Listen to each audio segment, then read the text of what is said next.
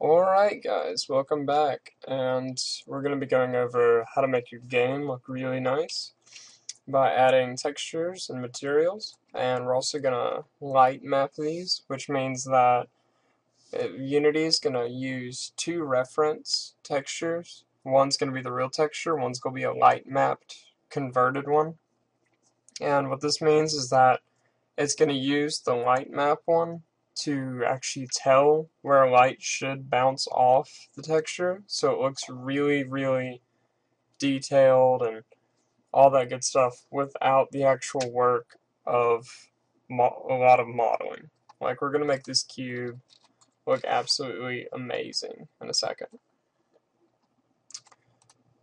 So the first thing we're going to do is we're going to go over here, create material. We're going to name this material gold crystal,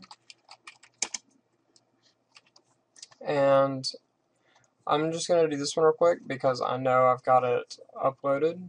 So let me pause the video so I can log into my Dropbox and I'll get some textures. Alright, I'm now logged on to my Dropbox account, and these are going to be the textures I'm going to be releasing to you guys that I made in a program called FilterForge. FilterForge is a paid, but apparently right now they have this giant discount, which I still can't afford it with that because it's like $300. So, but it does make really good quality textures, like ridiculously good. Here's an example. Just go pull this up so I can see my time.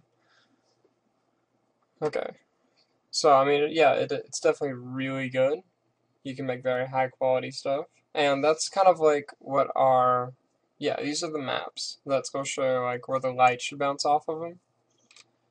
So we're going to go back over here, and I'm going to download the bumpy gold. Save file, minimize, and now we're going to import a new asset. We're going to go to your downloads or wherever you saved it. Bumpy gold or gold crystal. And I'm going to go ahead and create two new folders because I like to keep everything organized. One's going to be called textures. And then, whoops. And one's going to be called materials. Let's get that out of there. Okay. So I'm going to go ahead and put my material and my texture in there. Now let's go back over here, and I'm going to rename this.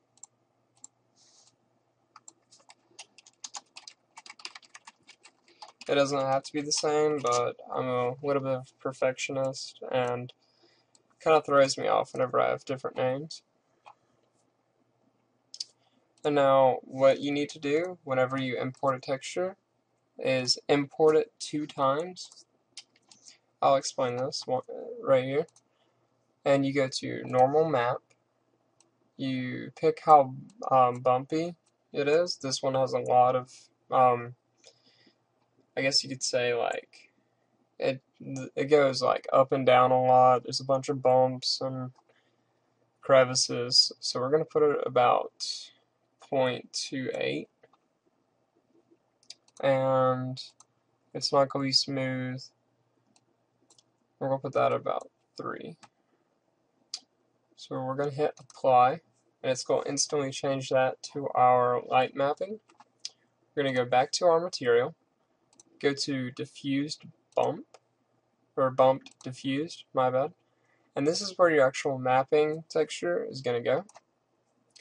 So now whenever we render this, or we're actually playing our game, you'll actually be able to see the light bounce off of it. And you can also rescale your tiling however you want it to. And that's either going to make it have that texture really small, but it's wrapped all the way around it a couple times, or it can just be wrapped once like it is right now. So now that we've got this material and it's all done and we're ready to add it, simply all you have to do is just drop it on your cube. And we're going to go in game view to view this cube.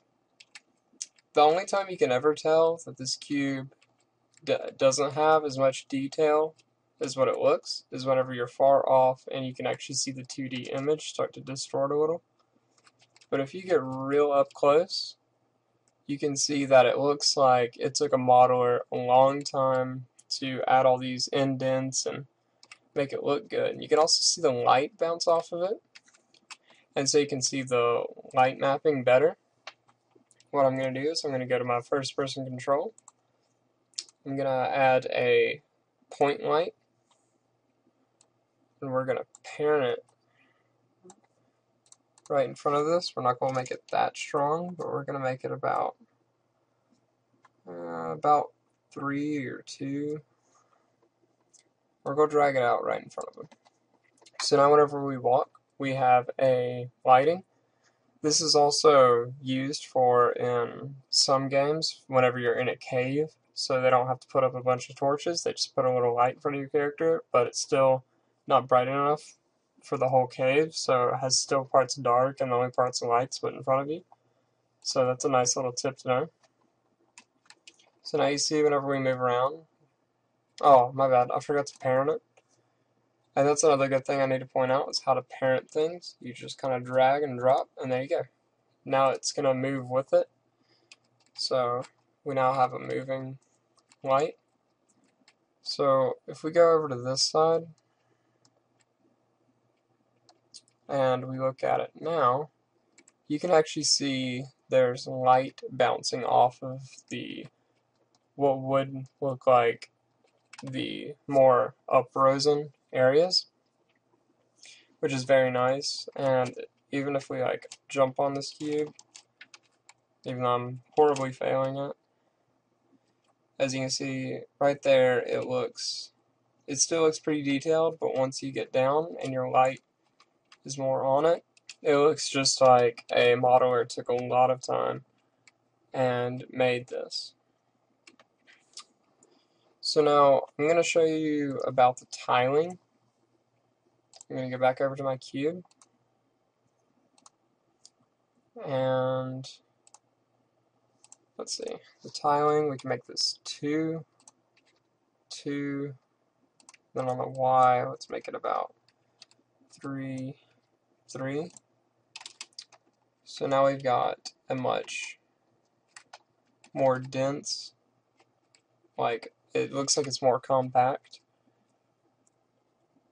And actually in the Filter Forge program, you can make it have this seamless, where if we look on the edges, it looks like there's this line, because there is. And if you do seamless, it will actually wrap it around it correctly, which is very nice.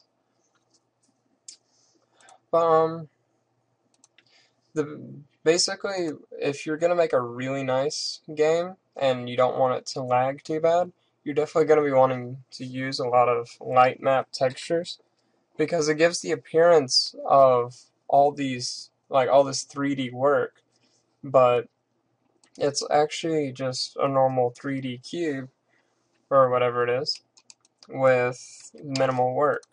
And this is also reducing the triangle count in the game, which mine at the moment is 5.3 thousand. You can check up here, which is pretty great. I had a game I was working on for school for my senior project. I've got it, I'm still working on it, and it's got well over 1 million triangles in one scene, and it still runs fairly smoothly, if that gives you any idea of how well Unity supports all their models at once. And you can even go over here to your shading, and you can change the color without having to re-render anything. So if you wanted like a dark green, you can do something like that. And then let's fix the tiling back to 1, 1. And as you can see, the light mapping still works. It kind of looks like some alien, like kryptonite rock. It's pretty cool. I like it.